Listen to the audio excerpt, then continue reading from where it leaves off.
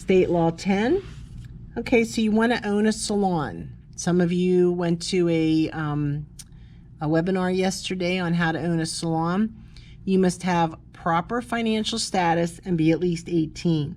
Now, the proper financial status part just kind of cracks me up, because if you don't have your affairs in order, if you're if you don't have everything like a good credit history, etc., nobody's going to loan you money unless you have a fairy godmother or something that's going to loan you money. But generally speaking, you have to have good credit and have your affairs in order money-wise before you're going to be able to open up a salon anyway. So I don't know why they find it necessary to put that in there. What must be displayed at or near the main entrance? A sign indicating it is a salon. Okay. A fictitious name. This is a name other than the owner's name. Okay, we talked about this one before as well. So beauty art, cliptations, making waves. When can you be inspected? During any reasonable hours of operation. So they can't come at 2 a.m. and demand to inspect you.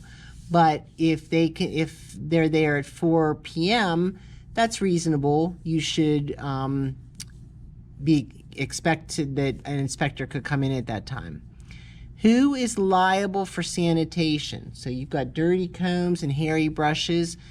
The manager / owner, whoever's in charge at that time, plus the person that did it. Okay, so they're both in trouble. So this is something, so when your manager or the owner of the salon you work at is coming around and they're browbeating you, you got to clean up that drawer. You got to get that hair out of those brushes. There's a reason. They're protecting you and they're protecting themselves. So just do the right thing and you don't have to worry about it.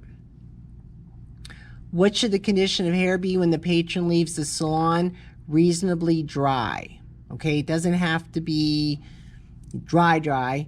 I mean, in the summer, it could be wet, and that's reasonable because it's warm outside. In the winter, you know, it better be pretty dry. So reasonably dry. How should students be attired? In washable uniforms. This year, our uniform is our smock. Last year, it was the scrub pants and the t-shirts. Is a styptic pencil permitted? No. So a styptic pencil looks like an ordinary pencil, but it is used to clot your blood when you cut yourself. If sometime when you're in Walmart or a drugstore or something, look, they might have them hanging up by the register that you can buy them. That's perfectly fine. You're taking them home to use with you and your family. Not a big deal at all. However, if I use that in a salon, I would be touching that pencil to person number 1's cut, person number 2's cut, person number 3's cut. This is an easy way to transmit bacteria. So that is why it is prohibited. But you can use liquid styptic or powder styptic.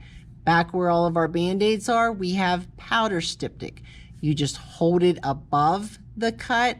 You kind of tap the container, the powder falls on the cut, you put a Band-Aid over it, you're good to go. Nothing ever touched that person's skin.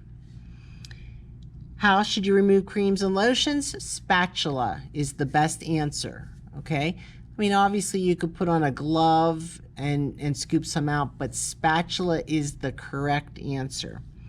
And what records does a school need to maintain?